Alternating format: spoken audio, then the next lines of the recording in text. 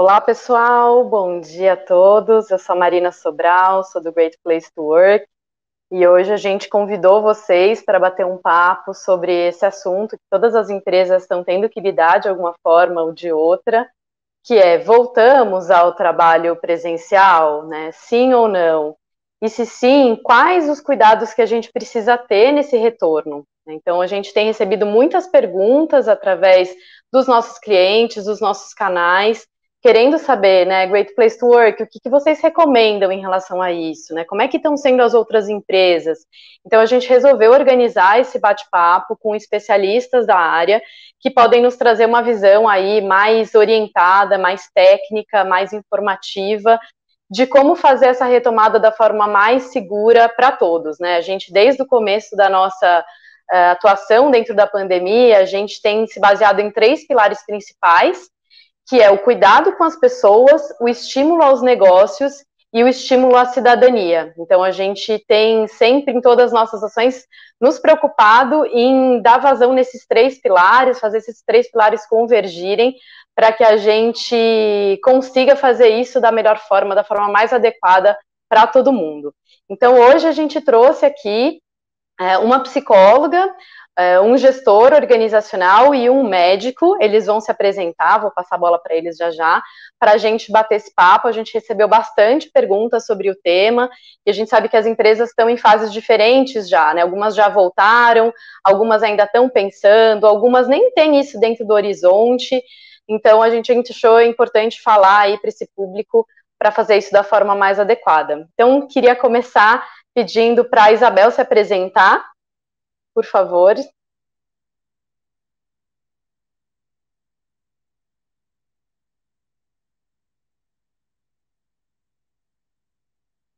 Isabel, não sei se está me ouvindo.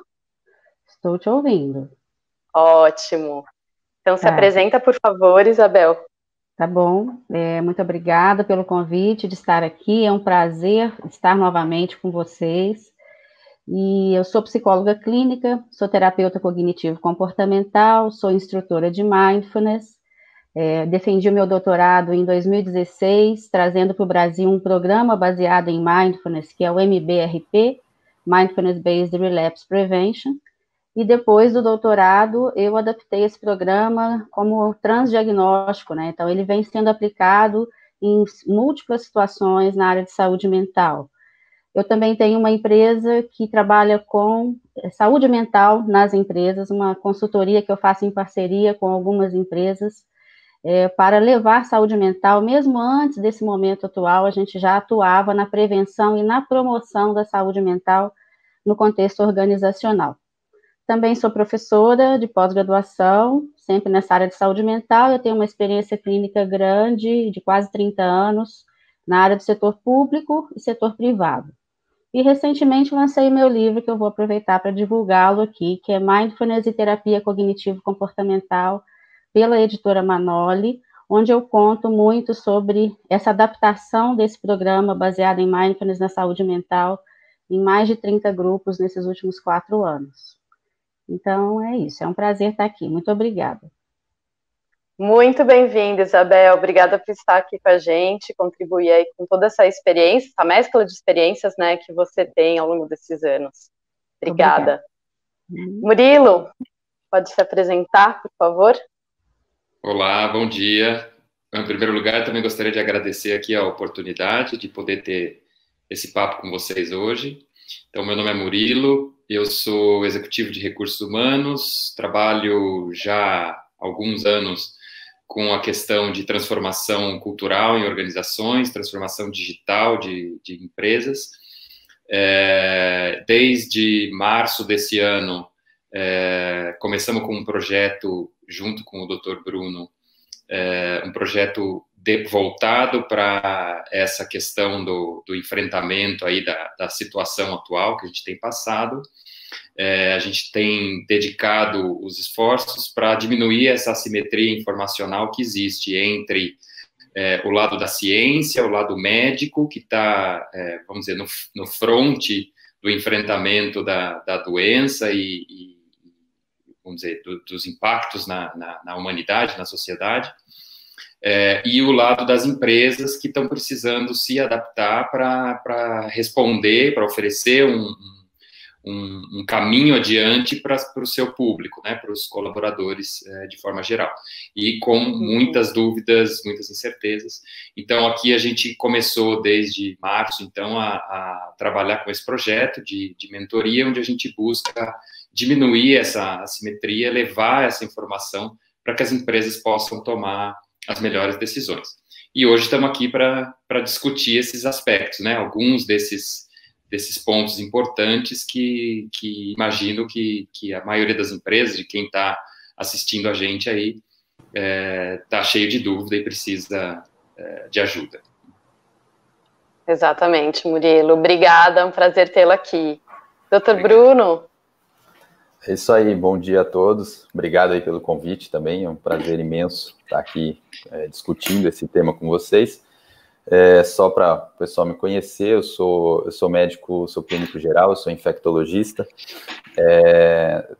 sou especializado em terapia intensiva e dor crônica, né? A dor crônica é o que tem me ocupado mais o tempo, né, nos últimos anos, e mais a infectologia nessa fase da vida, né, e da humanidade, lógico que chamou forte, né, e então eu estou desde o início aí dessa epidemia, trabalhando num centro especializado de tratamento de pacientes, né, com Covid-19, aqui na região do interior de São Paulo.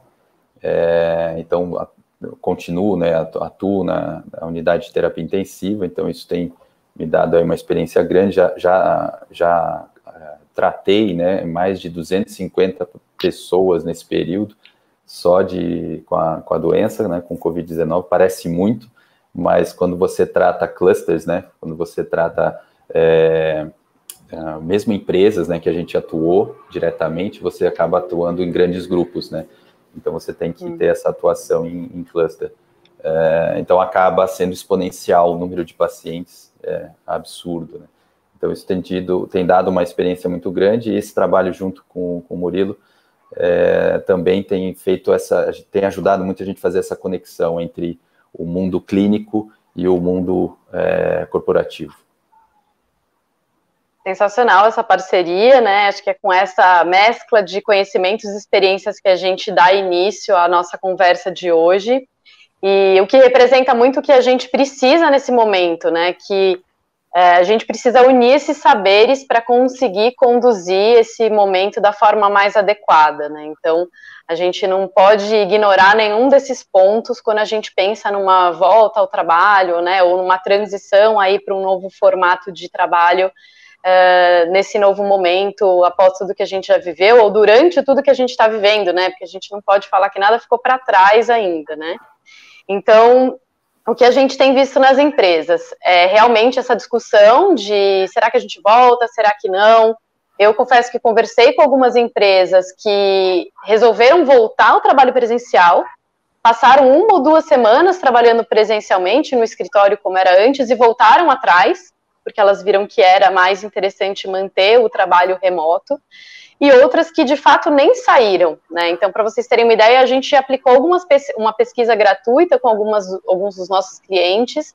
A gente teve mais de 72 mil pessoas respondendo essa pesquisa, e desse grupo, 48% continuou trabalhando na empresa, né? Ou seja, nunca nem saiu para um trabalho remoto, né?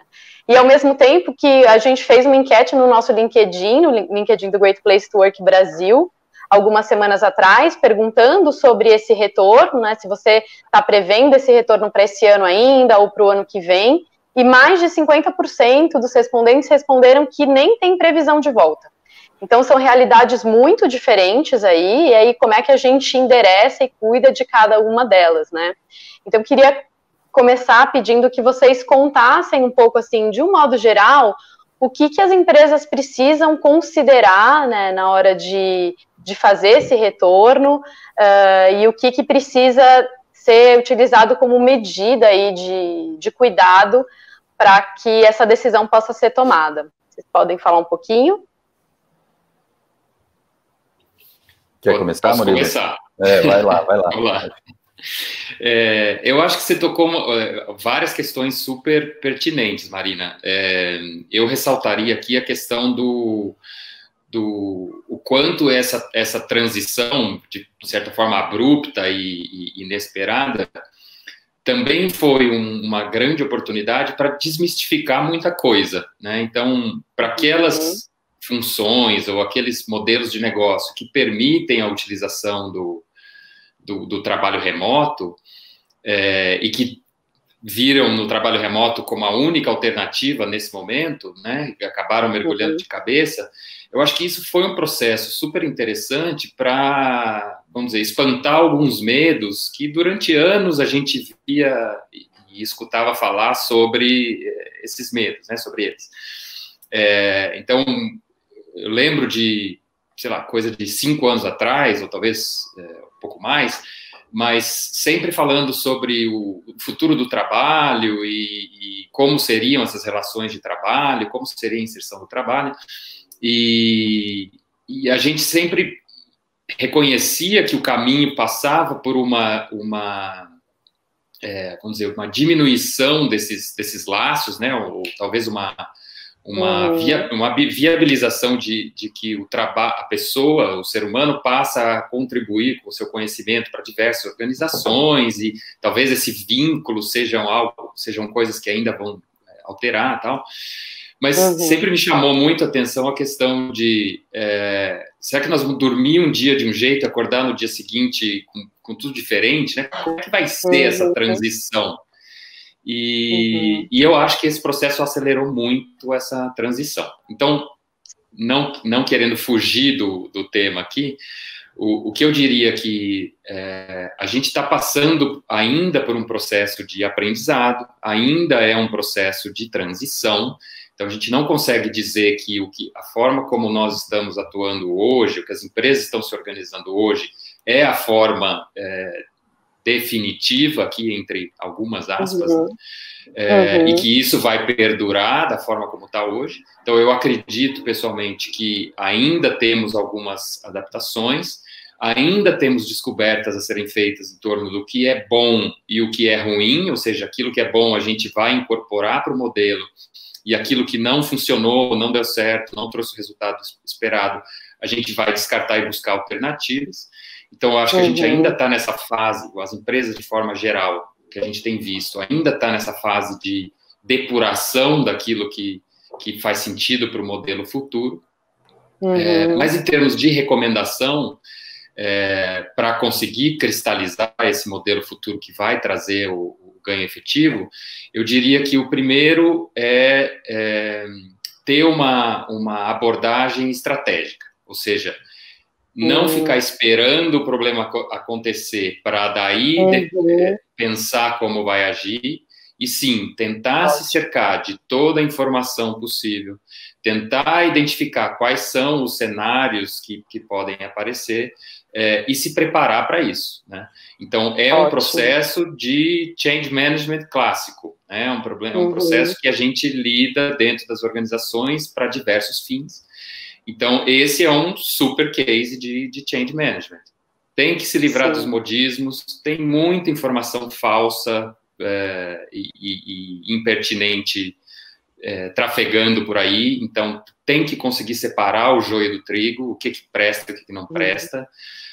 Tem que se cercar de especialistas para algumas decisões mais profundas e impactantes, e é fundamental entender os impactos desse desenho de longo prazo que vai ser construído nessa estratégia, quais os impactos disso nos diversos grupos de stakeholders, né? Então, sejam colaboradores, sejam parceiros, sejam clientes.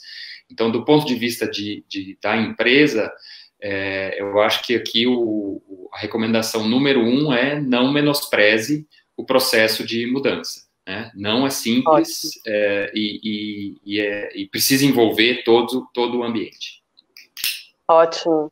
Eu já vou passar a palavra para o Dr. Bruno e para a Isabel, mas Na sua fala, Murilo, uma coisa que me chama atenção e que me fez pensar é que a virada para o home office, né, ou para as medidas que a gente adotou quando tudo isso começou, ela teve que ser muito rápida e muito abrupta, né? Não teve esse tempo de planejamento, não teve esse tempo de prever os possíveis problemas que isso podia dar, não teve tempo de escutar muito as pessoas para fazer essa transição. E agora a gente está tendo, e aí estou falando muito em linhas gerais mesmo, essa oportunidade de fazer uma transição um pouco mais pensada e planejada, né? Que é um pouco do que você falou do planejamento estratégico. Então, como é que a gente aproveita que a gente tem essa possibilidade para fazer uma coisa um pouco mais informada em termos de como que vai funcionar para os colaboradores, mais pensada, mais comunicada, mais envolvendo esses colaboradores? Então, assim, vocês estão confortáveis de voltar, sim ou não? O que te aflige nesse momento de volta, né? Qual que são as suas principais preocupações, os seus principais medos? Vocês querem, né? Porque tem alguns que estão super bem funcionando em casa, mas tem outros que não. Né? Será que o nosso critério tem que ser um rodízio simples ou tem que ser as pessoas que não estão mais se sentindo tão bem em casa voltam e as outras ficam, né? Então, a gente tem tido um pouco mais de espaço, de terreno para fazer isso de uma forma um pouco mais pensada. Isso me deu um insight aí, ouvindo sua fala, né, que é muito diferente de quando tudo começou. Doutor Bruno e Isabel, querem comentar um pouquinho? Eu acho que assim, essa questão a gente discute muito, né, Murilo? Que não é fácil isso, né? Porque você fazer essa conexão entre o que hoje é real, o que a gente sabe verdadeiramente sobre todo o processo, né? Sobre a doença, sobre a transmissão, sobre a prevenção, né? Então a gente tem que levar em consideração o seguinte: tudo que é novo, a gente tenta se embasar no passado para tentar construir a tomada de decisão, né? Agora e futura. Então, se a gente olhar 3, 4 meses atrás, a tomada de decisão foi em cima de algumas premissas que hoje a gente sabe que estão erradas. Então todo mundo fez errado. Não, era o que a gente tinha na mão, né? Então, hoje a gente tem uma condição muito melhor do que há 3, 4 meses atrás, e eu não tenho dúvida que daqui vamos jogar até um ano para frente, a nossa condição de perceber tudo o que aconteceu e está acontecendo ainda vai ser muito melhor. Né? Se a gente olha para o passado, H1N1, a humanidade não teve uma reação tão forte, tão intensa quanto dessa vez. Isso é uma análise que a gente vai ter que fazer, e o tempo vai mostrar para a gente o motivo pelo qual isso aconteceu. Se a gente olhar H1N1, a mortalidade do H1N1 é em torno de 25%. Tá? A mortalidade do SARS-CoV-2, né, do Covid-19, ela é em torno, aí varia bastante em função da estratégia que o país utilizou para enfrentar a doença. Os países que levaram a estratégia de ajoelhar e chorar, a mortalidade gira em torno chega a 10%, 5%, varia mais ou menos por aí. Os países que fizeram medidas de enfrentamento, isso cai para baixo de 2%. Tá? Então, isso tem que ser analisado, isso está muito claro hoje, a gente olhando as curvas, a gente percebendo, inclusive, mudanças de estratégia no decorrer do caminho, que claramente mostram essa mudança abrupta até de comportamento da epidemia. Então, essas conclusões a gente, aos poucos, vai conseguir tirar. Eu acho que a gente vai aprender muito, né? Assim, ainda, a gente vendo o panorama geral, a gente vai aprender muito com essa forma como a gente enfrentou essa pandemia, e eu não tenho dúvida que a gente sai outro disso, né? Tanto na questão organizacional, quanto na questão médica literal lá na porta, né? Porque muitos conceitos estão sendo repensados. E como eu falei de premissas, né? Outras premissas que a gente levou em consideração, muitas decisões foram tomadas em cima de comportamento de influenza, né? O vírus influenza, ele é muito diferente de um vírus da família coronavírus. Então, tanto a questão preventiva, a questão de vacinação, tudo isso é completamente diferente numa família de influenza, que faz parte do H1N1, quanto de uma família como coronavírus, que é um vírus que já conhecido nosso, famoso para o ser humano, né, para o nosso sistema imunológico, que causa gripe comum, né, e assim como causa gripe em animais, né. Assim como se utiliza em laboratório para modelo de inflamação pulmonar. Então, não é desconhecido nosso que ela vai gerar uma inflamação pulmonar, que ela vai ter esse comportamento que ela tem. Então, assim, tem muita coisa que aparece hoje como coisa mágica, sobrenatural, novidade, e que já é de conhecimento antigo. E isso que eu acho que essa forma de olhar como sendo muito novidade também trouxe muita barreira para a gente construir uma situação de segurança e uma situação de tranquilidade para as pessoas continuarem vivendo, continuarem trabalhando, continuarem fazendo o que sempre fizeram. Talvez aquilo lá. Se você continuar fazendo tudo aquilo que você sempre fez, você nunca vai fazer diferente, né? As coisas não vão mudar. Então, sim, eu acho que essa ruptura da forma como foi feita vai fazer com que a gente passe a ter algumas medidas diferentes, né? A gente mais do decorrer da conversa a gente pode conversar mais sobre algumas coisas específicas, né? Que, né, o que é lenda, né? O que é verdade, e aí poder trabalhar em cima disso, né? Perfeito, doutor Bruno. Acho que você trouxe um ponto chave de toda essa situação que a gente está vivendo, que é o quanto a gente foi descobrindo informações sobre, enfim, a questão da doença, o como fazer as coisas ao longo do processo, né? Então, realmente, a gente tomou decisões lá atrás com aquilo que a gente tinha em mãos, né? Ou com o mínimo que a gente tinha de informação. E que naquele momento foi o que foi possível ser feito. E aí o quanto a gente também está aprendendo ao longo desse processo e evoluindo aí nas medidas que a gente decide adotar nas empresas, né? Isabel, quer comentar um pouco? Então, o que me admira muito nessa situação é que nós estamos falando de mudanças que vêm acontecendo há um pouco mais de 4 meses no Brasil, né? Então, é um tempo muito curto para a gente observar tantas mudanças, e isso é muito admirável. E é isso que a gente tem falado muito, né? Eu falo para os meus pacientes, para os clientes, até mesmo na família, do quanto que a gente precisa olhar para isso e ver a nossa capacidade, a nossa condição humana de adaptação, que é absurda, né? Então, assim, isso é admirável, né? Isso é incrível. E eu vejo que muitas das coisas que nós adotamos, principalmente o home office, né? Não aconteceu, por mais que aparentemente pareça que foi de repente, na verdade é todo um processo que veio se instalando e que hoje foi possível, né? A começar pelo advento da própria internet, que já é uma coisa do nosso conhecimento de muito tempo e que hoje a gente está podendo usar nos mais diversos setores. Então, assim, isso é muito positivo. O Dr. Bruno falou de história, né? E eu me lembrei que nas minhas férias desse ano eu li 21 lições para o século XXI, do Harari, que é um historiador. E é um livro maravilhoso que eu recomendo, né? E se você ler esse livro hoje, vai parecer que ele estava prevendo tudo o que aconteceu nos próximos 4 meses. É um livro, acho que de 2018, mas eu li em janeiro desse ano. E lá é muito curioso, porque lá ele previa, né? Ele falava dessas previsões, que na verdade não são previsões, ele mostra que a história mesmo vai se contando ao longo do tempo, e de que muitas mudanças nos próximos 10 anos estavam previstas, principalmente com o advento da tecnologia. E lá ele fala, né, analfabetos do século XXI, que seriam aquelas pessoas que realmente não têm o domínio da tecnologia ou sequer nenhum conhecimento da tecnologia. E que muitas profissões, elas só iam realmente sobreviver nos próximos anos se elas se adaptassem a esse novo modelo. E aí eu fui convidada, em seguida, para escrever um artigo para uma revista regional, eu sou de Juiz de Fora, em Minas Gerais, e aí no artigo, depois, esse artigo está disponível, depois se alguém quiser ler, lá eu comentava sobre isso, né, o quanto que as mudanças, a necessidade da gente se centrar, da gente saber quais são os nossos propósitos, nossos valores, de como a gente pode se situar nesse novo mundo, muito baseada no que eu tinha lido.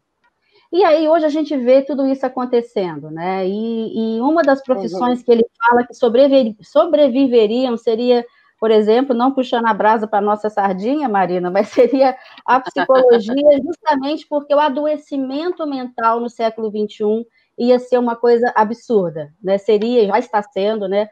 Um agravante muito grande em todos os setores, principalmente no setor das organizações. E é muito curioso a gente perceber isso, que hoje as empresas e as organizações, em geral, elas estão muito voltadas para a questão da saúde mental. Por quê? Esse processo de adaptação que a gente está vivendo, e ainda vamos viver por um longo período, vai depender muito da nossa capacidade de serenidade, tranquilidade, e em Mindfulness a gente fala dessa mente expandida para você poder avaliar todas as possibilidades necessárias sem você entrar em desespero, né? Então, o que eu vejo em relação a essa sua pergunta inicial, né? Não é uma pergunta, essa sua proposição, volta, não volta e tal. De fato, né, a gente vai precisar avaliar muito cada situação de cada contexto. Dentro de uma mesma empresa, você vai ter pessoas em diferentes situações.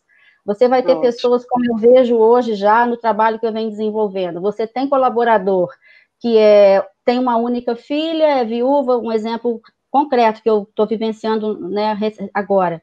Ela adotou uma filha, né, ela não tem alguém que ajude a cuidar, tem uma mãe idosa que morava em outra cidade, veio ficar com ela em casa, e agora a empresa está dizendo que no dia 3 ou 4 de agosto, não sei, vão voltar para o presencial. Ela não tem a menor condição de voltar para o presencial, porque se ela volta para o presencial, ela não pode voltar para casa, porque a mãe tem 75 anos e ela tem uma criança de 5, entende?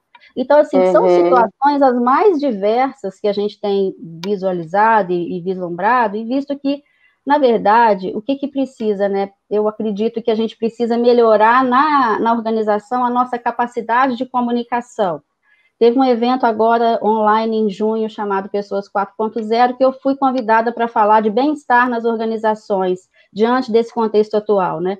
E lá eu me foquei essencialmente na comunicação engajada, né? O quanto que é necessário, nesse momento, ouvir os diversos contextos e as diversas situações, porque realmente não tem uma fórmula única. A gente vai precisar ouvir cada colaborador na sua condição, né, na medida do possível, claro, né, mas na sua condição, e ver de que forma podemos adaptar para que essas pessoas continuem contribuindo, né, sem que isso impacte muito. A gente vai falar mais depois de ansiedade, depressão, né, e aí sem que isso cause um impacto tão grande, mas nós temos muita condição de fazer isso, nós seres humanos, né, de melhorar a nossa capacidade de comunicação e de entendimento da situação alheia, que é a famosa empatia, né. Perfeito, Isabel. Isso vai muito de encontro com o que a gente sempre fala no Great Place to Work, que é a importância de ouvir as pessoas, né? A gente, na verdade, a história do Great Place to Work, ela se pauta nisso, né? E entender com as pessoas o que é um bom lugar para se trabalhar. E há mais de 30 anos é a mesma metodologia que a gente adota, que é de parar para ouvir as pessoas, né? Elas são as melhores fontes de informação sobre se aqui é um bom lugar para se trabalhar, sim ou não. E o quanto em momentos mais críticos, isso se faz ainda mais forte, né? Então, um dado interessante é que as empresas que já eram consideradas Great Place to Work, geralmente a gente tem o nosso período de aplicação à pesquisa, até por conta dos nossos rankings, e foi bem no início da pandemia, né? Esse período que é geralmente onde a maioria das empresas aplicam. E aí a maioria das empresas que já eram Great Place to Work resolveram dar continuidade à pesquisa, então assim, a gente vai manter sim esse momento de escuta dos colaboradores, e muitas delas ainda cresceram no seu índice de confiança, justamente pelas medidas que a empresa e pela forma como a empresa estava conduzindo esse momento, né? Então, por que não fazer o mesmo quando a gente está falando de um retorno? Então, como você disse, tem casos muito particulares aí, né? Então, de situações e de pessoas que tiveram que se adaptar nesses últimos 5 meses e que não é de uma hora para outra que elas conseguem voltar atrás como tudo estava sendo antes. Né? Então, a escuta continua sendo aí um dos principais pontos de atenção. Pessoal, quando a gente abriu o link para esse webinar, a gente sempre pede para que as pessoas que se inscrevem no webinar mandem algumas perguntas já para a gente, né? Então, a gente tem aqui várias perguntas que a gente foi recebendo, e eu queria agora passar para esse momento aqui das perguntas. E acho que a primeira que eu queria fazer é relacionada ao controle e à prevenção, né, do Covid-19, então eu vou pedir para o doutor Bruno falar um pouco mais. Então, por exemplo, né, doutor Bruno, uma coisa que apareceu aqui, quais medidas de segurança fazem sentido e quais são só modismo corporativo, né, como a pessoa colocou aqui na pergunta, né, então assim, medir a temperatura dos funcionários a todo momento, enfim, que tipo de medidas realmente são recomendadas e que outras que não fazem tanta diferença? Você podia falar um pouco sobre isso? Então, vamos direto já para a temperatura até, né? Uma coisa que eu não comentei, mas eu sou termologista, tá? Eu estudo a alteração de temperatura do corpo. Olha, perfeito. É meio doido isso daí, mas existe, né? E assim, é complicado a gente medir temperatura, né, de forma larga escala. A gente vê muito isso, né? No próprio prédio da clínica, né, da minha clínica, eu chego lá de manhã, o segurança mede a minha temperatura. Eu saio para almoçar, caminho 2, 3 quadras, vou no restaurante e a pessoa mede minha temperatura. Isso pode variar demais, pode até dar alguma temperatura alterada em função só do metabolismo do organismo, e que isso não quer dizer muita coisa. Até para encurtar a conversa da temperatura, né, de medir a temperatura, né, e aí pergunta, né, com que frequência eu vou medir, vou passar o dia inteiro, vou pôr um funcionário medindo. A grande minoria dos pacientes que apresentam sintomas, né, e na fase inicial apresentam febre, tá? Então, febre não é a grande preocupação, e isso não vai diagnosticar de forma precoce a doença, né, o Covid-19. Então, assim, eu vejo como sendo uma medida, às vezes até cara para a empresa, né, você tem que deslocar uma pessoa para ficar fazendo essa medida, e que vai trazer pouca segurança, pouca resposta naquilo que a gente quer realmente fazer. O que eu vejo é que causa mais impressão de segurança do que uma segurança real.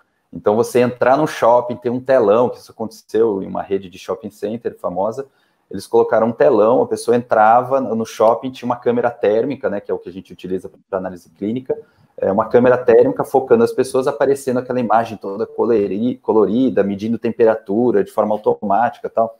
É bonito, é lindo, né? Você fala, nossa, qual a preocupação do shopping e tal.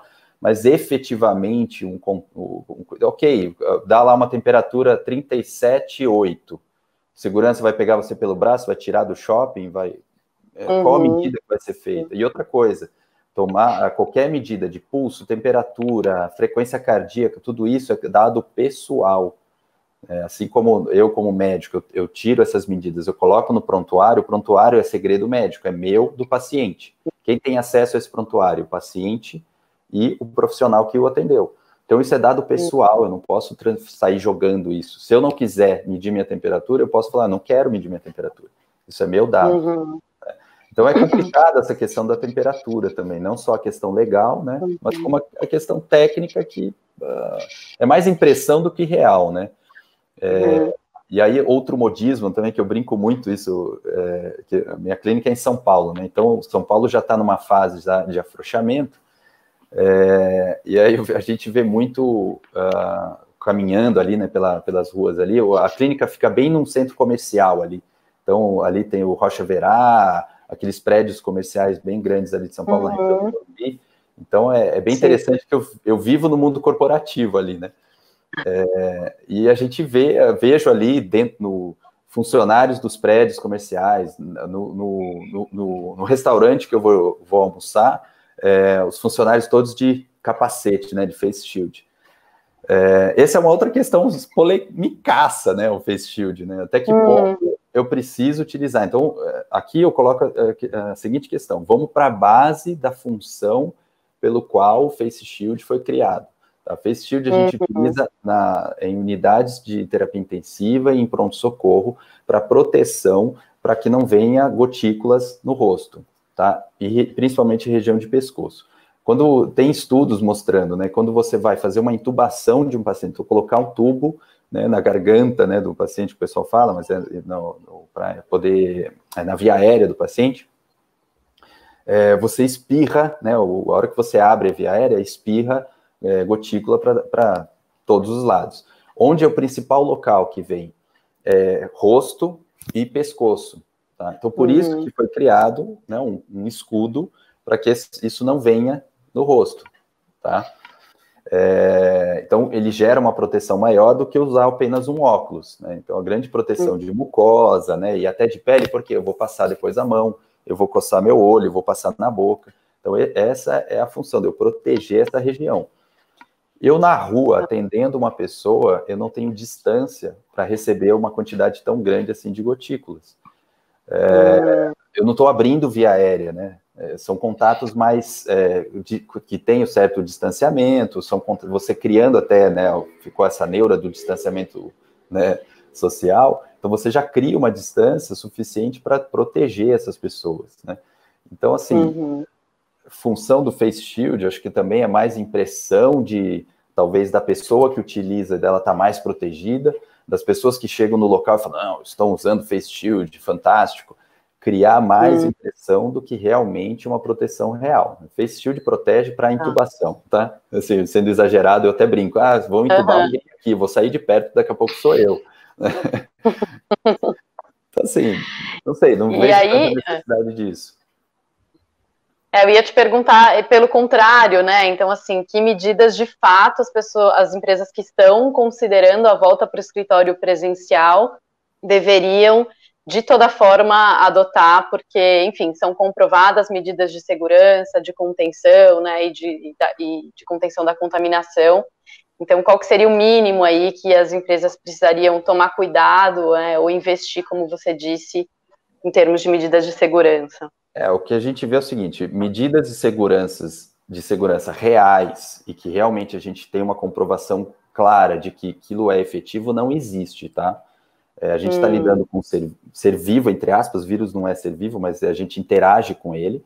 É uma interação complicada, né, que demanda diversos fatores para ter uma relação entre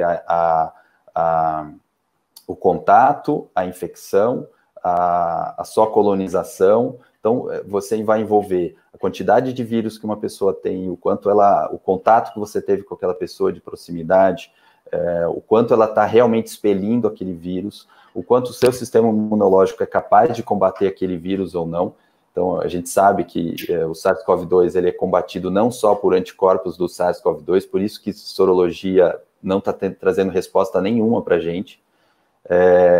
A gente está usando anticorpos cruzados com outros vírus, isso é comum também nos vírus, né? Inclusive anticorpo contra a dengue, o nosso organismo está usando contra o SARS-CoV-2.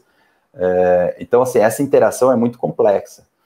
Se a gente for pensar de uma forma racional, acho que assim, o que mais tem racional seria distanciamento social no meio de uma pandemia de um vírus novo. Isso faz sentido, né? Então, evitar o contato, que é aquela velha história do, gente, eu tô gripado, não chega perto, né? Tem sentido, porque eu vou chegar perto, eu aumento a chance de transmitir esse vírus. Outras medidas a gente evitar. Então, tá bom, né, a decisão foi tomada, né, de separar todo mundo, foi todo mundo para casa, ficou todo mundo confinado, ninguém vem para o ambiente de trabalho, então a gente tem que fazer alguma coisa para trazer as pessoas de volta.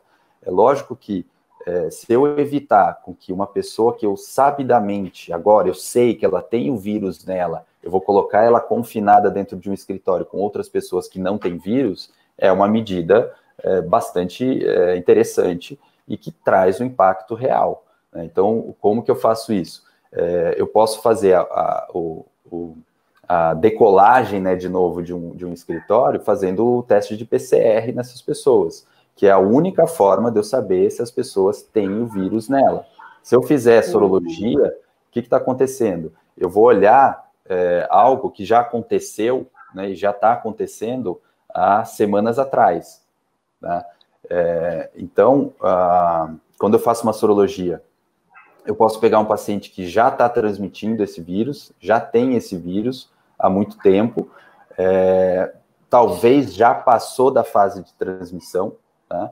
E o negativo, aquela pessoa que não vem positivo, na verdade ela pode ter o vírus, não desenvolveu a doença ou até já tem sintomas leves e está transmitindo o vírus. Só que a sorologia dele talvez nunca suba na vida, tá?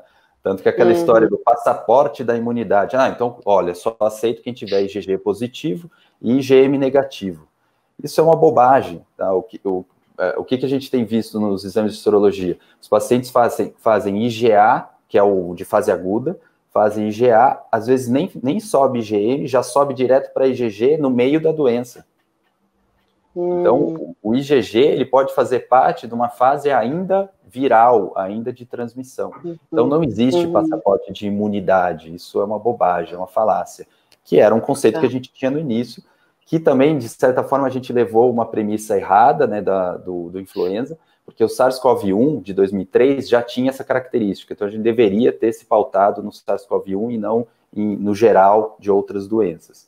Né? Então, assim, pelo tempo, até que a gente tem tempo curto, se a gente pudesse destacar alguma medida, a principal é isolamento social, né? Então, é ter afastamento, né? Isolamento, desculpa, eu usei errado. É o afastamento, né? O distanciamento, ok, né? Que ainda a gente tem que ter uma certa prevenção em relação a isso, né? Um cuidado. E um teste adequado para você saber. Essas pessoas que estão entrando no meu escritório hoje, tem o vírus correndo, aí você fala assim, pô, mas amanhã ele pode ter? Pode. Então, com que frequência eu vou reanalisar? Eu acompanho uma empresa que eles fazem análise semanal de todos os funcionários, com PCR. E a gente detecta em pessoas que estão negativas, de repente positivam. Tá? Essas pessoas são afastadas, são tratadas, e aí voltam ao trabalho quando negativa. Tá? E aí, às vezes, o que acontece, que a gente tem visto, ele sobe, a carga viral diminui, porque a gente, nessa empresa, a gente está medindo carga viral, então eu sei se tem 10 vírus naquela pessoa, se tem 11 vírus, se tem 100, 2 mil, 23 mil. Então, o que a gente visualiza, às vezes, essas pessoas, elas caem a carga a quase zero e retomam de novo. Tá? Questões da interação, como eu falei. Né? Então, o que acontece? Se eu tiver 10 cópias de vírus, isso transmite? Talvez não. Né? Então, é uma tomada de decisão que tem que ser feita. Os testes que estão aí correntes, eles medem a partir de 100 cópias ou 250 cópias. Então, deu negativo, você pode ter 250 cópias ali e pode estar transmitindo. Então, tem coisa certa, exata? Não tem. A gente está... Interação natural, faz parte. Tá. Então, assim, a princípio desculpa, pode falar, Murilo. Não, eu só ia acrescentar aqui que, além dessas questões que eu acho que são mais voltadas para as pessoas, né, que o Bruno colocou, né, existem também outros elementos de prevenção que acho que faz sentido considerar dentro dessa construção dessa estratégia, né? Do tipo reforçar as dinâmicas de higienização dos ambientes, né? A gente não está falando necessariamente de uma condição ultra... ninguém vai fazer asepsia do escritório, né? O escritório não é centro cirúrgico. Mas eu acho que tem alguns costumes que a gente passou a adotar e que passou a considerar importantes por conta dessa questão da prevenção dessa doença, que eu acho que eu vejo com bons olhos a manutenção disso, né? Então, higienização dos ambientes, o uso da máscara, particularmente, acho que a gente já tem tido contato com estudos que ressaltam também o lado negativo da utilização da máscara para o ser humano, mas eu acho que a criação da consciência de, se eu tenho dúvida, eu acordei não me sentindo muito bem, estou com alguma coisa respiratória, usar a máscara um dia, 2 dias, uma semana, não vai fazer mal. Então, talvez perpetuar esse costume, até de respeito com os outros, eu também vejo como bons olhos.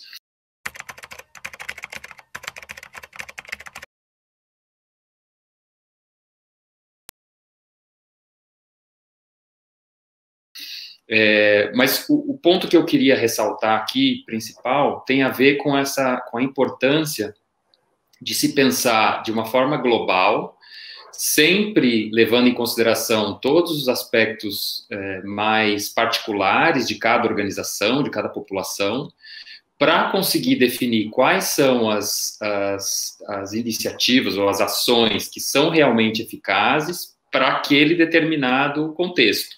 Então, cada empresa, considerando como um microcosmo aqui, ela tem que fazer essa avaliação e conseguir identificar quais são as ações que efetivamente vão contribuir para um maior grau de segurança, quais são aquelas que são meramente... Perfumaria, vamos dizer assim, né? E sempre levando em consideração os impactos de qualquer ação que vai ser implementada, né? Então, a gente tem um exemplo de uma empresa que a gente acompanha também, onde eles tomaram a decisão lá no início do processo de que as pessoas, eles queriam desincentivar o uso do transporte coletivo. E a maioria absoluta dos colaboradores dessa empresa utilizava o transporte coletivo, os ônibus, para irem até o site lugar de trabalho, o site da empresa. E aí a decisão deles foi de incentivar a carona solidária. Então, eles cadastraram lá as pessoas que se predispunham a vir de carro, que tinham carro, obviamente, e fizeram grupos fixos de até 4 pessoas por veículo, e as pessoas passaram a vir de carona e não mais de ônibus. O que aconteceu, para encurtar aqui a novela, essa empresa teve foram quase 50% dos funcionários tiveram a doença, foram infectados. A gente foi, vamos dizer, foi chamado, entrou em contato com essa empresa quando o número de pessoas com sintomas estava crescendo demais, e aí, por conta disso, a gente foi fazer todo o protocolo de testagem e tentar entender o quanto essas pessoas estavam realmente com a doença ou não, e a gente chegou à conclusão de que mais de 50% do quadro estava infectado com a doença. Fomos fazendo todo o estudo de vamos dizer, entendimento da cadeia, e descobrimos que um dos focos, o principal foco de transmissão, de contaminação, foi justamente na carona solidária. Então, uma ou outra pessoa adquiriu o vírus no seu convívio em casa, né, no processo de isolamento, e aí no carro acabou contaminando os outros, né? Então, acho que antes de qualquer decisão, é importante ter a consciência de quais os impactos que ela pode trazer, tanto no aspecto positivo quanto os negativos, né? Então, quais os riscos envolvidos com cada decisão, e considerar quais as alternativas que você pode ter para minimizar esses impactos e minimizar os riscos, né? Então, a gente sempre fala que uma estratégia de retomada, ela tem que levar em consideração 3 fatores principais. E aí, sem ordem de hierarquia, né? Sem hierarquia de importância. O primeiro deles é o impacto no negócio. Então, se o negócio está sofrendo demais pelo fato das pessoas não poderem estar no site com presença física, então a urgência para se considerar o retorno, ela sobe, né? Então, vamos entender o impacto no negócio. Vamos entender os riscos envolvidos. E aí, os riscos envolvidos no retorno, ele pode ter tanto o risco relacionado ao contágio. Então, ao trazer as pessoas de volta para o escritório, eu estou ampliando o risco de contágio, então eu estou aumentando a chance das pessoas estarem numa situação de saúde desfavorável, portanto, esses riscos têm que ser levados em consideração. Mas também tem os riscos associados à regulamentação, né? Então, a gente sabe o quanto esse ambiente de legislação, de decretos, está complexo, todo dia tem coisas novas aparecendo, então é importante também ter isso em consideração quando você vai tomar essa decisão. E o terceiro aspecto, que é o aspecto humano. Então, como está essa pessoa na casa dela, isolada, ela demonstra um desejo de voltar, ou ela tem uma preocupação de voltar, né? A gente teve alguns casos de empresas em que a gente viu as duas situações com a mesma força. A gente viu pessoas dizendo, eu não aguento mais, eu não consigo trabalhar em casa, eu quero voltar para o escritório. A gente viu gestores se queixando, dizendo, olha, o meu time não está produzindo, eu não estou conseguindo tirar rendimento, resultados positivos do meu time. Então, eu preciso do time aqui comigo, né? Assim como a gente também viu o contrário, a gente viu casos naquela situação, a empresa não tinha a possibilidade de fazer o trabalho remotamente. A função daquelas pessoas não poderia ser feita de forma remota. E a empresa tomou as precauções para vamos dizer, minimizar os riscos de contágio, mas mesmo assim algumas pessoas disseram, eu não me sinto confortável em sair de casa, eu tenho medo de sair de casa, pegar essa doença e morrer, então eu prefiro pedir demissão, e pediram demissão, pelo medo de voltar para o trabalho. A empresa acatou porque acreditou que naquele momento não tinha outra opção a não ser o trabalho presencial. Enfim, tudo isso para dizer, os 3 fatores, sendo os riscos envolvidos, o impacto no negócio e o impacto para as pessoas, eles precisam ser considerados a todo momento, e as estratégias para minimizar esses 3 é o que vai definir qual é o momento adequado para a empresa poder fazer essa retomada, né? Então, aqui estou tentando fazer um apanhado geral do que a gente discute com as empresas, para dizer que não existe uma receita única, entendeu? Não existe uma pílula mágica que você diz, olha, usa máscara, passa álcool em gel e dá 3 pulinhos, passa um pouquinho, que está resolvido. Não funciona assim, né? Então, cada situação, ela requer um estudo bastante complexo.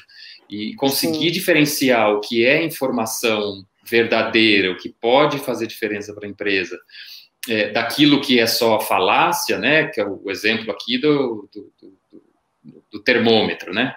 Hoje em dia, a impressão que dá é que você não sai de casa sem ter um termômetro mirado em você, né?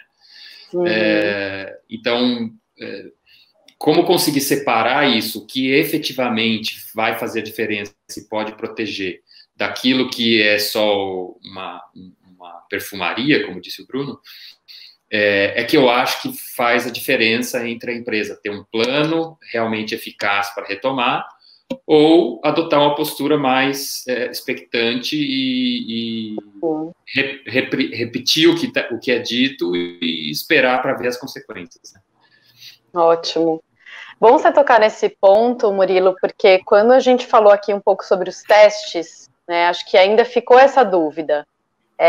Tenho que fazer o teste, não tenho que fazer o teste, qual é o teste mais adequado, né? E pelo que eu estou entendendo, assim, não tem uma resposta única, né? Mas tem algumas recomendações. Então, eu queria voltar com o Dr. Bruno para que você pudesse falar, assim, Dr. Bruno, assim, de um modo geral, se é que é possível, né? Isso ser dito, de um modo geral, qual que é a recomendação em relação à testagem, né? Dentro das empresas que optarem pelo retorno presencial. Tá, sendo bem direto, é jogar dinheiro no lixo, fazer teste de sorologia, jogar dinheiro no lixo, fazer teste rápido, tá? Ele não vai trazer a informação que você precisa, tá? Ele vai trazer já foi, já passou, você já perdeu o timing e já era. Porque você vai deixar os negativos na sorologia, pessoas tanto que nunca vão fazer sorologia positiva, ou que já estão com vírus, estão com a doença ali ou ativa ou só carreando o vírus, mas ele não vai aparecer na forma de sorologia. Então, esquece sorologia para fazer diagnóstico, vamos dizer assim, né? Então, o diagnóstico vai desde diagnosticar a doença em si, em curso, assim como diagnosticar quem tem a presença do vírus, tá? Então, assim, se a gente quer fazer um screening e saber se eu tenho pessoas aqui que podem transmitir essa doença, não tem outra forma de ser feita que não seja PCR.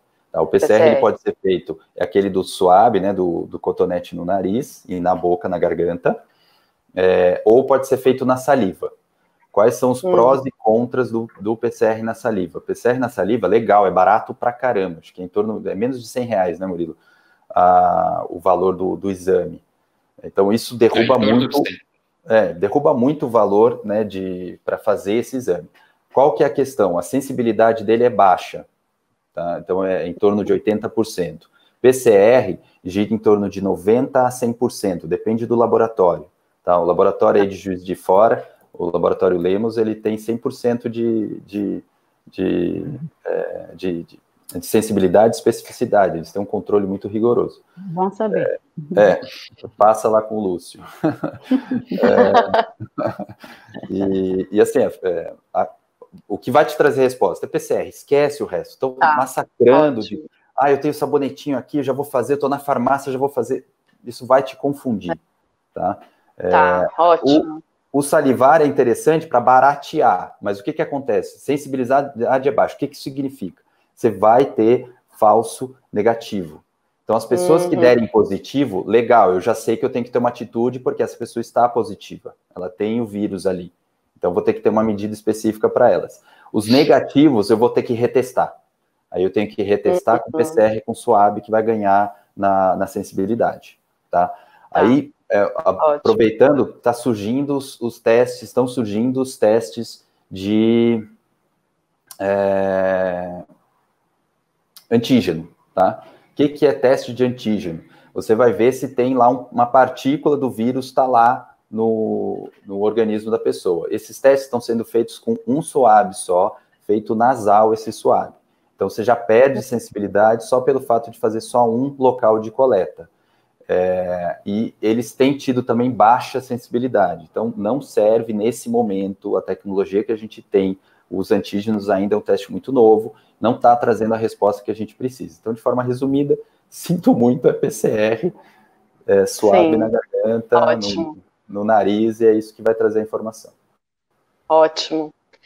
Acho que bem importante, né, esse ponto que você trouxe, doutor Bruno, para as pessoas realmente entenderem de forma clara mesmo, né, o que faz sentido e o que não faz, porque acho que um dos problemas que a gente se deparou em toda essa situação é justamente o cruzamento de informações, né, e a quantidade de informações que a gente não sabia ponderar se faziam sentido ou não. Você quer falar alguma coisa, Murilo? Desculpa, eu te cortei. Eu só ia reforçar que o Bruno está dizendo o teste de PCR é o único que vai trazer a informação que você precisa. Aqui, olhando mais para a empresa, que precisa tomar a decisão de quem volta para o trabalho ou quem continua trabalhando de casa, né? Para saber, assim, qual conduta dá para cada pessoa.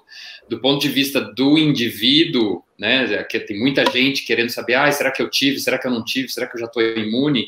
Acho que a parte da resposta que diz sorologia não serve para nada se aplica, então não adianta também correr na farmácia, fazer o teste do sabonetinho lá e achar que vai saber, porque 80% vai dizer que é negativo e isso não quer dizer nada.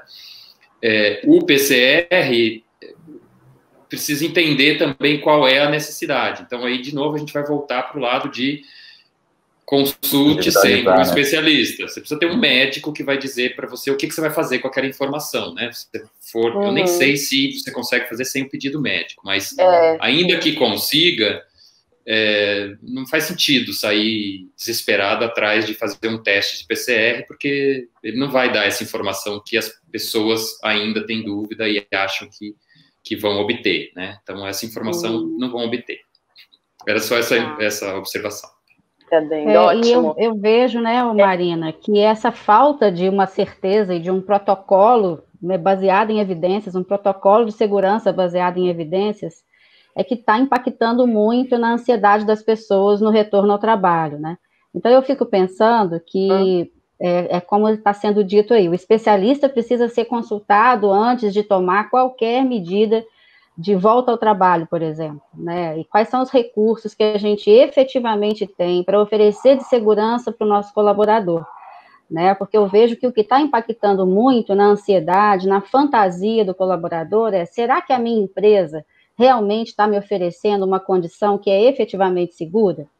Então, eu vejo que aquelas empresas onde o trabalho de home office está sendo eficaz, está acontecendo, por que não aguardar, né, um momento onde as pessoas se sintam mais seguras para retornar em relação à imunidade, talvez, quem sabe, em relação à vacina, né, que eles estão falando que daqui a um ano, talvez, né, as coisas estejam mais tranquilas, a vacina já tenha sido testada, comprovada, algumas pessoas já estejam sendo vacinadas efetivamente.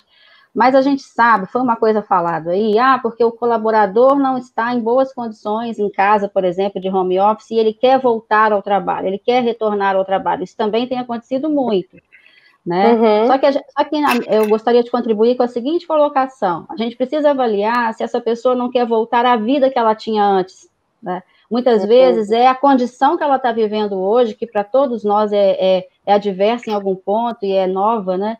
e ela não vai encontrar ainda essa condição no ambiente de trabalho e na rotina que ela tinha antes. Então, eu acho que o fator segurança precisa continuar sendo ainda o fator principal para todos os lados, né, para o colaborador, para o gestor, né, e uma vez que a empresa adote o retorno ao escritório, né, digamos assim, que ela possa oferecer para esse colaborador todo um protocolo de segurança baseado em evidências, para que ele realmente se sinta seguro. Eu acho que isso faz uma diferença. Estou observando muita gente com muito medo. Aquelas pessoas que não chegaram a fazer home office, elas continuam trabalhando, como meu marido, por exemplo, continua trabalhando, não parou desde o início da pandemia, né? E aquelas pessoas que vão precisar voltar, sabe, assim, na verdade está tudo muito tateando e as pessoas se sentem muito inseguras, né?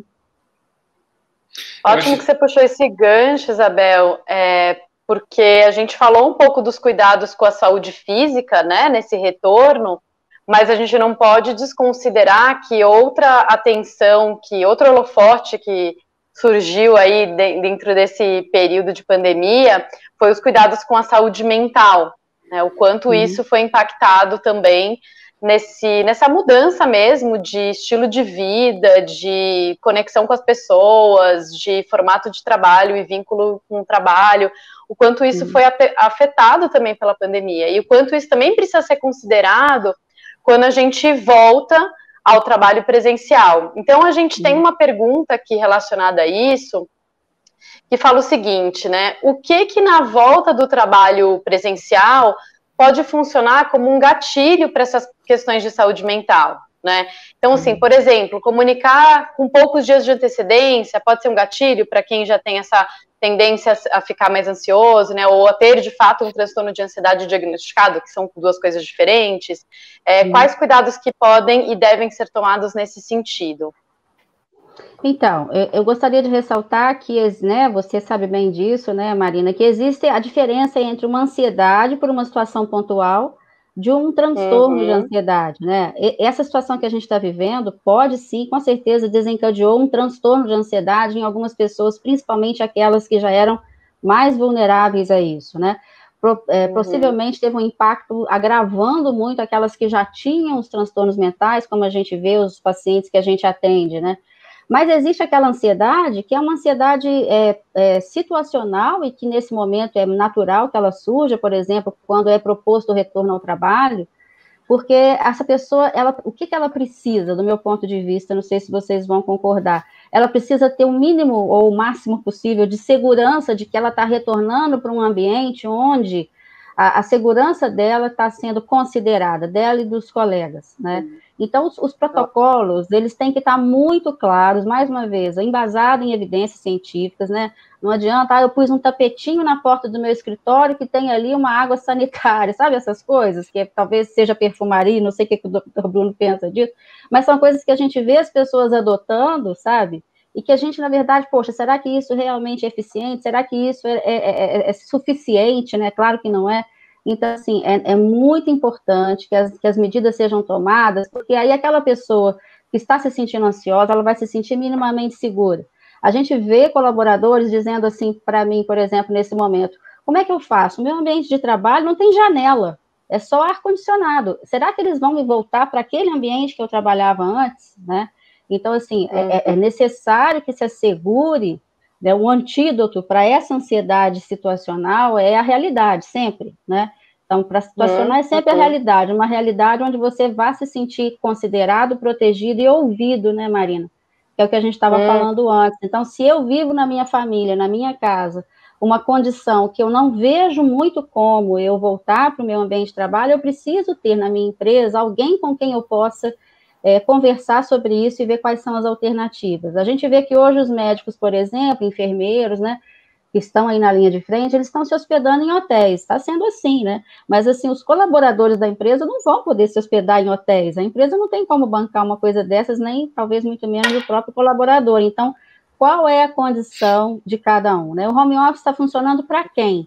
Né? Está funcionando bem para X% da empresa e essas pessoas talvez prefiram continuar, né? Ou aqueles que precisam mesmo retornar, não tem como manter essa situação. Então, em que condições essas pessoas vão trabalhar, e elas vão ter dentro da empresa à disposição alguém, uma espécie de ouvidoria, né? Alguém com quem ela possa compartilhar como é que está o dia a dia dela, porque hoje ela pode voltar para o trabalho e está tudo bem, e amanhã ela tem um familiar muito próximo, acometido pela doença, e ela está numa condição emocional e psicológica muito vulnerável. Então, assim, a gente está tateando mesmo, é ensaio e erro para todos os lados, inclusive dentro dessa área da saúde mental, mas uma coisa é muito importante a gente entender, que nem tudo é transtorno de ansiedade. Hoje eu vejo que muita gente está com uma ansiedade situacional muito baseada na realidade e que essas situações precisam ser asseguradas, né? E é claro que aquelas pessoas mais vulneráveis, elas acabam desenvolvendo, sim, sintomas de depressão,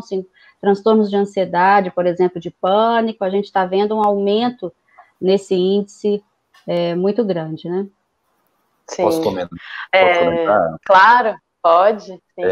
Eu acho interessante essa sua fala, é perfeito. Eu concordo em gênero, número e grau, mas eu acho interessante fazer alguns comentários como cientista, tá?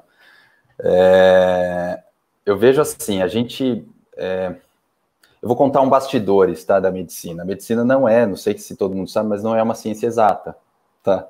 Sinto informar. Assim como a psicologia também não é, né? Estou fazendo uma brincadeira.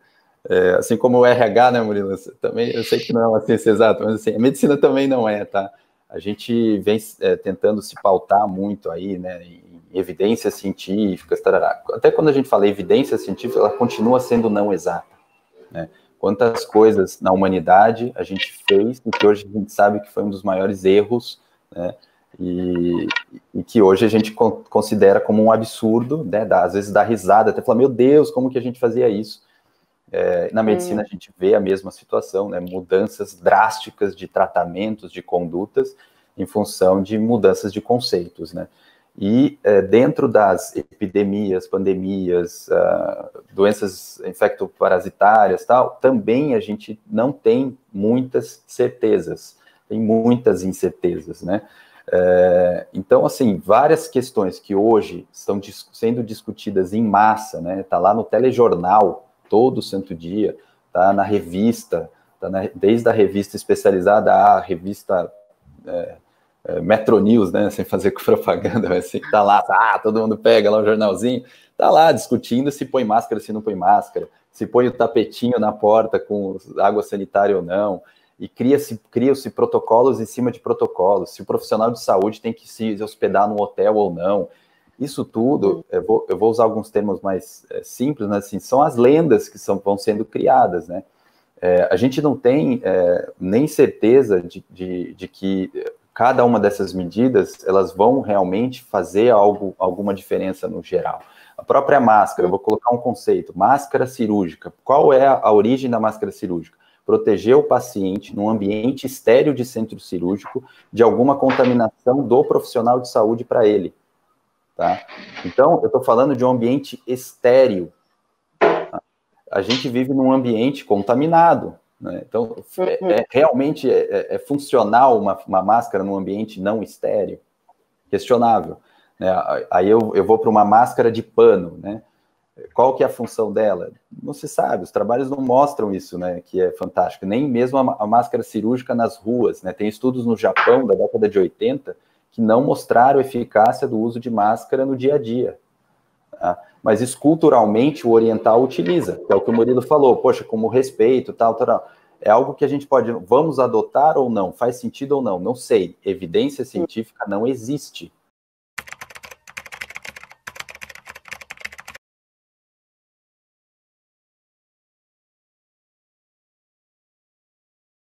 Tá?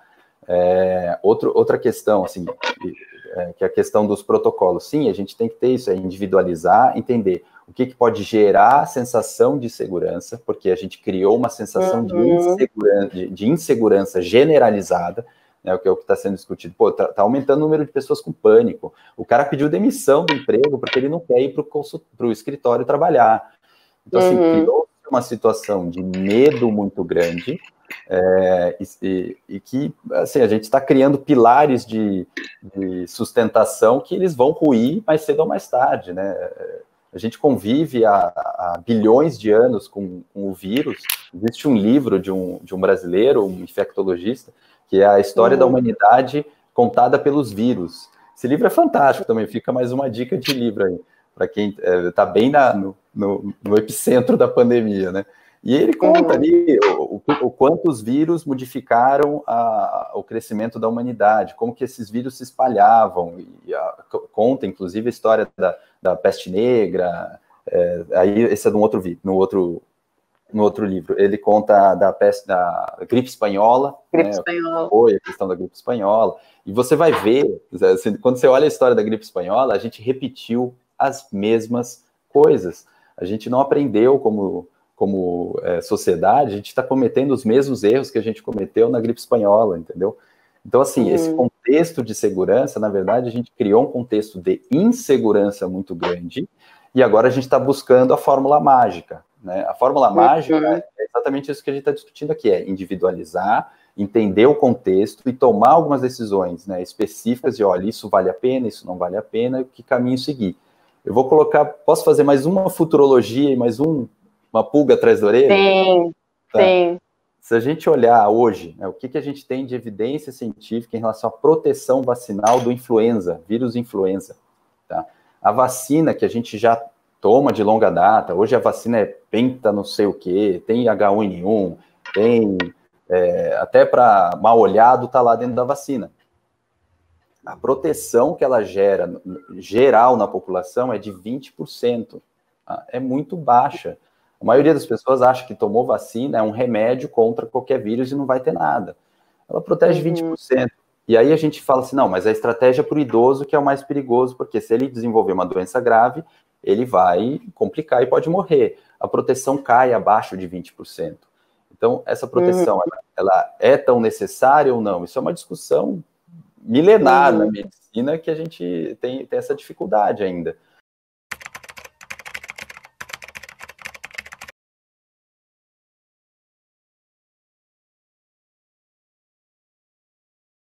Então, assim, vacina também, o contexto que tem se criado, nossa, a salvação é vacina, a salvação é vacina, a salvação é vacina. A gente está diante de uma doença que, se a gente tomar medidas adequadas, né, tanto médicas quanto sanitárias, a gente não morre nem 2% das pessoas que são contaminadas pelo vírus.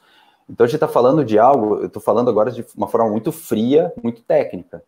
Estou falando de algo que praticamente não mata ninguém, né? Assim, só que eu tenho que tomar medidas adequadas. Você tem países que tomaram medidas adequadas e inadequadas. A gente já pode comparar isso. Essa comparação hoje, com 4 meses, já é possível fazer. Eu tenho, por exemplo, o Ebola. Tá? O Ebola, quando ele entra numa comunidade na África, ele mata 50% das pessoas. Tá? Então, é completamente diferente um cenário Ebola e um cenário coronavírus. Tá? A sensação que eu tenho é que as pessoas, como um todo, estão achando, assim, elas se sentem num cenário Ebola, entendeu? Eu não estou menosprezando a situação, não estou menosprezando a epidemia, nada disso. Só estou criando dois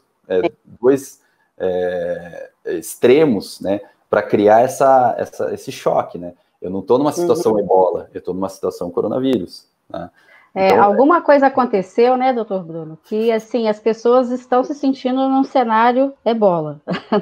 Exato. E assim, nós profissionais de saúde, e bem informados que somos, eu também sou sanitarista, meu mestrado é em saúde pública, né, então, nós que somos bem informados, a gente sabe que não é bem assim, mas a gente lida com uma população clínica, e principalmente também nas organizações, de pessoas que estão realmente apavoradas. Então, assim, a gente sabe que a informação ela é responsável por boa parte da nossa recuperação em várias áreas, né, na saúde física e mental, né, as pesquisas falam 5%. 5% das pessoas se recuperam através da informação, mas um detalhe é que ninguém se recupera sem informação. Então, a informação ela é fundamental. Né? O fato é que a gente tem 4 meses, já manifestamos, né, um comportamento de adaptação a muitas coisas, mas em termos de ciência, 4 meses não é absolutamente nada, né? Então, assim, estamos tateando, e do meu ponto de vista, enquanto profissional de saúde mental, o que eu vou dizer é o seguinte: as pessoas, elas estão sendo contagiadas, né, umas às outras, por esse, vamos chamar assim, de pânico, num termo popular, não no sentido do transtorno de pânico, né? elas estão sendo meio assim em pânico, estão se sentindo mais seguras, abrigadas dentro de casa. E isso é um fator humano milenar, né? A gente sempre se sentiu mais seguro, abrigado. Sendo que um detalhe, nós que estamos vindo do século XX, nós nos desabrigamos, nós fomos para a rua. A gente passou a trabalhar 12 horas por dia na rua, comer em self-service, íamos em casa só para dormir. A nossa casa era um dormitório até outro dia. Hoje não, é o nosso abrigo para muitos de nós, né? E essa situação, inevitavelmente, tem gerado muito mais segurança para muita gente. Então, como o tempo é muito curto, são 4 meses apenas, eu acho que vale a pena cautela, né? Muita cautela, porque a gente realmente não sabe nada, nem nós cientistas, né? Eu sou cientista da área da saúde mental, nem nós cientistas sabemos muita coisa. Mas sabemos que, do ponto de vista histórico da humanidade, situações que ameaçam a sobrevivência, enquanto ser e enquanto espécie, elas geram, sim, essa sensação de pânico, que tem, sim, algum fundamento, né? Para nós do Brasil, principalmente, são 80 mil pessoas mortas em 4 meses, né? Então, isso que a mídia divulga, isso gera, sim, um pânico nas pessoas. Nós que trabalhamos aí, né, com pesquisa na área sanitária, a gente sabe que não é bem assim. Então, eu falei muito isso no início, as pessoas falavam, só quero ouvir notícia boa, não quero ouvir notícia ruim, né? A gente entende que as pessoas pensem assim e respeita, claro. Só que a gente que é cientista, a gente escuta isso com tranquilidade, com serenidade, porque a gente já trata esses dados de uma outra forma e olhando com bons olhos, né? Então, assim, com bons olhos em termos de quê? De confiar na própria ciência, na evolução disso e tal, né? Então, eu acho que essa conversa hoje, eu não sei se ela mais ajudou do que nos deixou a todos que estão nos ouvindo, né? Porque as pessoas certamente esperavam assim, nossa, agora eu vou ouvir como já fazer, resolveu, né? Tudo. Vai resolver Fórmula tudo, mágica. Né? Fórmula mágica. Mas eu acho que é muito importante considerar tudo isso. Eu só ia fazer um comentário pequeno de uma questão que a Isabel trouxe e que, voltando aqui um pouco de volta para a realidade das empresas, né? Que eu acho que você falou, Isabel, de um tema que é fundamental e que para mim faz todo sentido, que é a questão de usar o trabalho remoto, né, o home office, como uma alternativa para gerar essa percepção de segurança, ou a pessoa acreditar que está salvaguardada, vamos dizer assim. Abrigada, né? Ela está abrigada. Isso, obrigado. Do ponto de vista de saúde, né? Eu acho que só a observação que eu faria é também tomar cuidado para a empresa não acabar se eximindo da responsabilidade que ela tem só por adotar, ou seja, se esconder atrás da adoção do home office e não, de verdade, tomar cuidado e cuidar desse colaborador e da realidade que ele está enfrentando remotamente. Então, dizer, olha, eu tomei todas as precauções e botei todo o meu quadro em home office, então minha missão está cumprida? Não, a missão só ficou mais difícil, porque agora você tem que cuidar de todo mundo lá em casa, né? A gente sabe, né, o Murilo, a gente sabe de empresas que estão cuidando desde a cadeira que a pessoa está trabalhando em home office. Eu acho isso maravilhoso. Eu acho que nós, seres humanos, a gente está aqui para isso, para ajudar uns aos outros, sabe? E por maior que seja a empresa, ela pode ter, sei lá, quantos mil funcionários, assim, ela precisa ter o que eu chamo de ouvidoria, ela precisa ter essa pessoa que diga assim, olha, estamos diante de uma situação muito desafiadora e adversa para todos, como é que está aí a sua situação?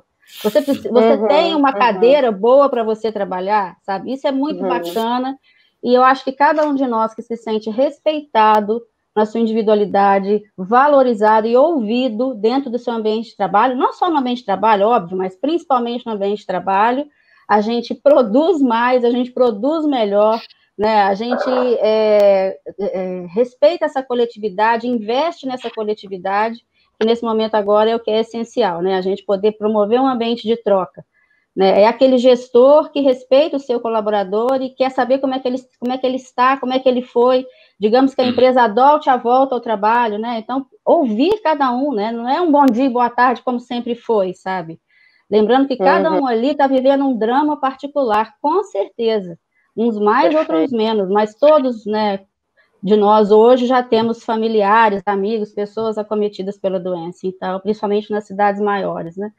Então, assim, e mesmo que não tenha, né? Mesmo que não tenha esse quadro, né? É inegável que, sei lá, quem tem filho em casa hoje, retornar para o trabalho é um baita problema. É um drama, sabe? Assim, o tal do homeschooling, a gente não entrou em detalhe aqui, né? Nem é o caso, mas assim, meu Deus, né? Pessoal, eu vou encaminhar nossa conversa para o encerramento. Eu sei que é difícil, né? Acho que a gente levantou muitos temas e acho que eles demoram mesmo para ser concluídos, porque é muita informação e muitas possibilidades de discussão acerca de todos esses pontos que a gente levantou, né?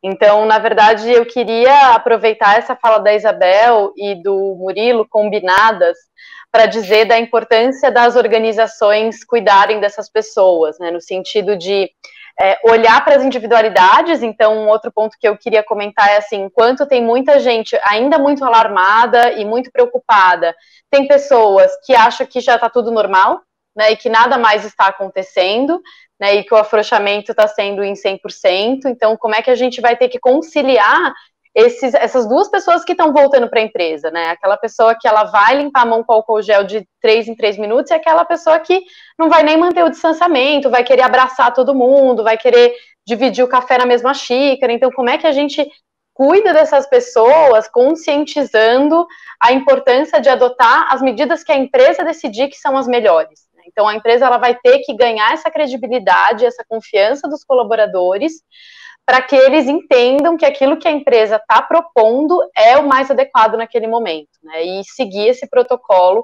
independentemente se eu concordo com ele ou não.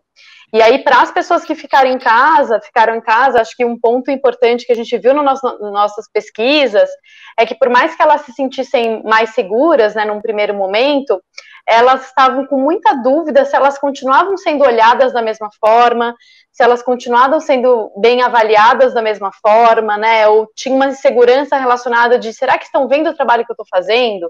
Será que eu vou perder o meu emprego? Ninguém fala mais comigo. Né? Então, um pouco disso que o Murilo falou, que não é só colocar as pessoas em casa, é continuar fazendo uma gestão, mesmo que à distância. Então, acho que a mensagem final que fica aqui é, de fato, quantos fatores a gente tem que considerar, e aí se eu puder resumir em 3, né, parecido com o que o Murilo fez, cuidado das pessoas, estímulo aos negócios, estímulo à cidadania. A gente está vivendo num contexto de sociedade que a gente não pode ignorar que as nossas ações têm impacto nas outras empresas e nas outras pessoas também. E não é um ou outro, é um e outro. Então, são as medidas que fazem aí o checklist nesses 3 pilares, não em um deles só, em detrimento dos outros. Então, queria encerrar com essa mensagem, queria que vocês também encerrassem com uma mensagem bem breve, que a gente já passou bastante aí do tempo que a gente propôs, e mais uma vez já aproveito aqui para agradecer a participação e as discussões que a gente teve aqui nessa manhã.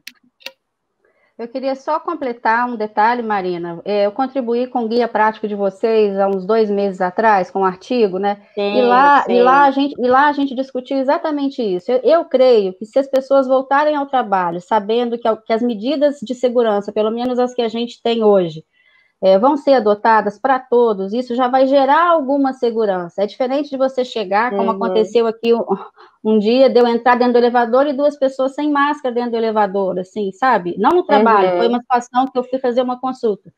Então, coisas mínimas assim, mas das pessoas saberem que elas vão retornar e que as regras vão estar muito claras, pelo menos as que a gente tem hoje, como, né, o doutor Bruno falou, isso muda, mas os que a gente tem hoje, né? Então, isso eu acho que já vai gerar uma segurança. Bom, eu vou adotar o comportamento X de ficar mais afastado, de usar a máscara, que seja e tal, mas eu sei que o meu colega também, que as pessoas também vão adotar isso. Então, eu acho que isso, para o momento, já seria uma coisa que poderia ajudar, sabe? Ótimo. E agradecer muito o convite e a participação aqui, tá? Obrigada, Isabel. Obrigada mesmo. Legal. Obrigado pelo convite, também gostaria de agradecer aqui. Acho que concordo com você, Marina, se fosse para tratar de todos os temas pertinentes a essa questão que a gente trouxe, daria para fazer uma maratona aqui 24 horas do GPTW, né? Talvez aí pensar nesse projeto mais para frente.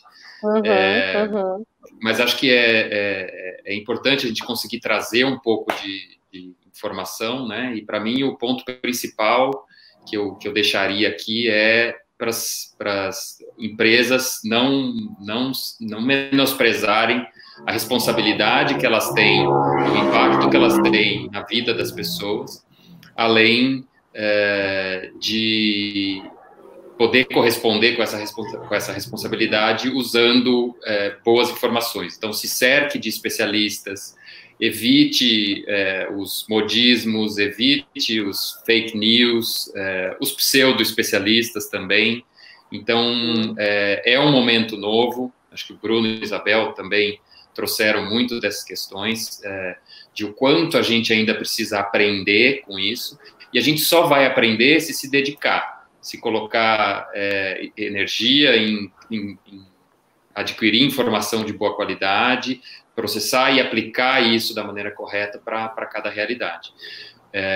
Então, deixo aqui, acredito que a Ana vai deixar no chat ali os contatos, mas se por acaso alguém tiver dúvidas que sejam remanescentes ou que queiram trocar alguma experiência, queiram entrar em contato com a gente, lá no site safeexpert.com.br, eles conseguem ter acesso ao nosso contato e a gente fica à disposição para apoiar as empresas aí nessa jornada.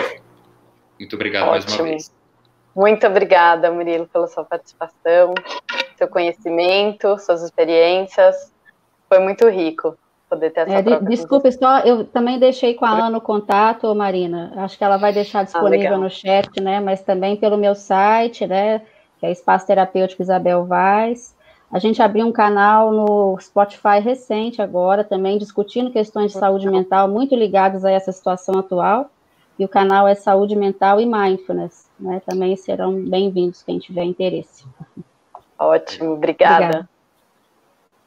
Só então finalizar aí com vocês também. Muito obrigado aí pela oportunidade dessa conversa, foi muito legal conversar com vocês.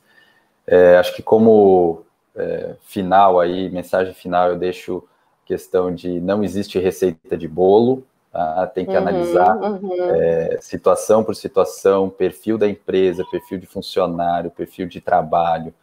Uma das empresas que a gente citou como exemplo era um laboratório de produção de medicação.